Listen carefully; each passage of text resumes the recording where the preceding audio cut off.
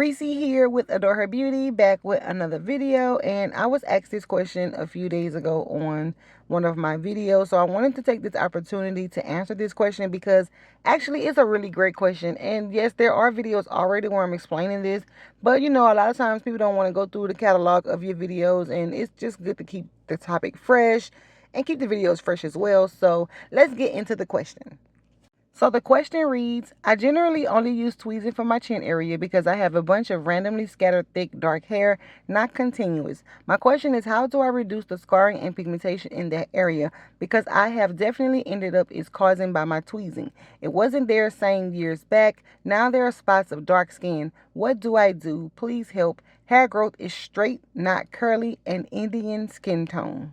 Thank you for your question. And again, it is a really great question. So I decided to use this video as I explain the answer because the client in this video actually does tweezing as well. Prior to seeing me, tweezing was the primary method of hair removal. So of course we're dealing with different skin tone, texture, we're dealing with different ethnicity, different hair type and things. But the issue is the same regardless because the tweezing is the hair removal method that you and this particular client has decided to use. And I've seen this quite often, so it's very correlative to the cause and effect of tweezing because it's like no matter who it is, it gets the same result.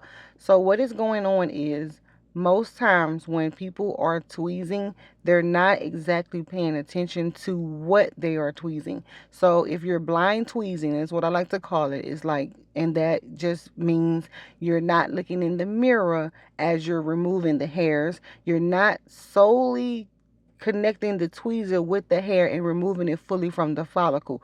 Most times when some of the ladies have hair, they're kind of watching their favorite show or they're scrolling social media or whatever. They're preoccupied and they're just taking one hand feeling for hair and taking the other hand and tweezing. And so what happens is you're pinching hair, you're pinching skin as well. And so you're doing little micro nicks and micro cuts in the skin. So and to you, it's not painful. It's actually pretty relaxing. It's helping with your nerves. It's ASMR. It's all these soothing, calming things. So you're not bothered by the nicks and cuts, but your skin is. So what is happening is as these nicks and cuts come about, it's sending a signal to your brain that damage is being done. Now, I'm no scientist now, so you can definitely do your research to back this up. But it's sending signals to your brain that some type of harm or trauma is happening to the skin. And our bodies are hardwired to send aid to such an area. So, for instance, if you fall and scrape your knee, if you cut your finger when cooking, your body's going to begin to naturally, this is without Neosporin, without an antiseptic spray, none of that. Your body's naturally going to go into protection mode and healing mode. So you'll have a dark scar, you'll have a blemish to show that, that's representative externally of the internal work that your body is naturally built to do.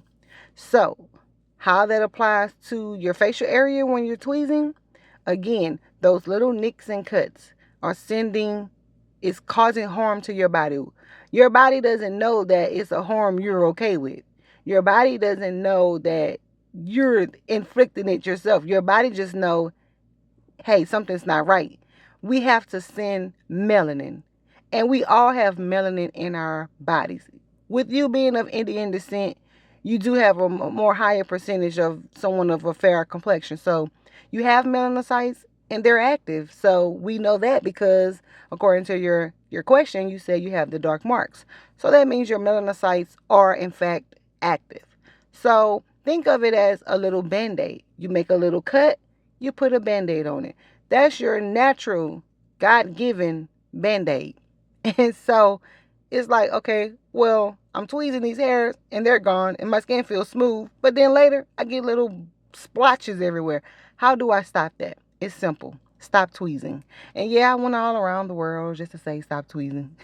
But I think if you catch it in the way I'm illustrating it, the way I visualize it happening, maybe it will relate to you a bit more, and then you'll try to find a different mechanism to remove the hair. So yeah, the hair is there. It's such a problem. It's such a nuance. It's aggravating. You don't want it. You're not supposed to have it. You're a woman, for Christ's sakes. So it's like the hair has to go.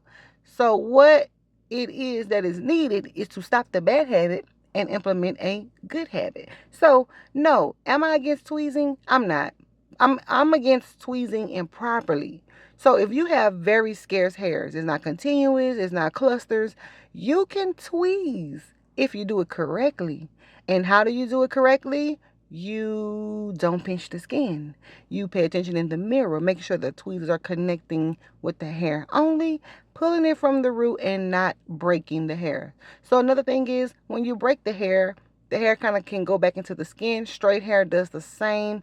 Of course, curly, coilier hair is more inclined to do it, but straight hair can also get caught up under the skin. And if you're not exfoliating with that, it will stay trapped, and then it will again send melanin to try to heal. While the body's like, something's not right. There's a foreign substance that's there that's not supposed to be there, because hair is supposed to grow out. It's not supposed to grow underneath the skin. That's not natural when it does that. So again, it sends a warning to your central system, and it's just like, send help. It will even sometimes, for some ladies, you may notice that like it gets pussy or infected. That's the body like building up the inflammation and things of that, because the hair is not supposed to be there. So if you have, 10, 20 hairs, it's not that many, you can continue tweezing if you do it correctly, or you can spot wax. Only wax in the areas where the hair is. Or you can go with, I want to say chemical depilatory, but no, because it's just so damaging to the skin.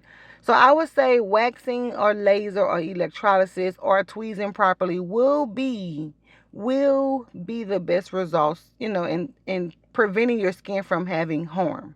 So I hope that this does answer your question, and maybe it answers some others that many of you who are listening may have thought, and hey, I just answered it unknowingly.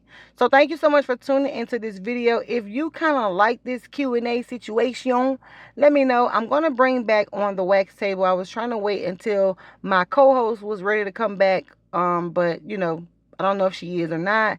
But I'll just start and get it back going until she comes back, if she decides to come back. So we'll probably put any type of future questions and things of that nature on the Wax Table podcast. If you've never heard of it before, definitely check it out on the homepage on the Adore Her Beauty channel, and just kind of see what we were doing those months back. But yeah, we made it to the end. If you made it to the end of this video, thank you so much. Be sure to click the subscribe button and definitely leave a comment below. If you have anything that you would like to add to help the person who asked this question, definitely, we are a community. I don't know everything. You may know something that I don't know. You may be able to elaborate on something that I've already said. Again, Reese right here with Adore Her Beauty, and signing out.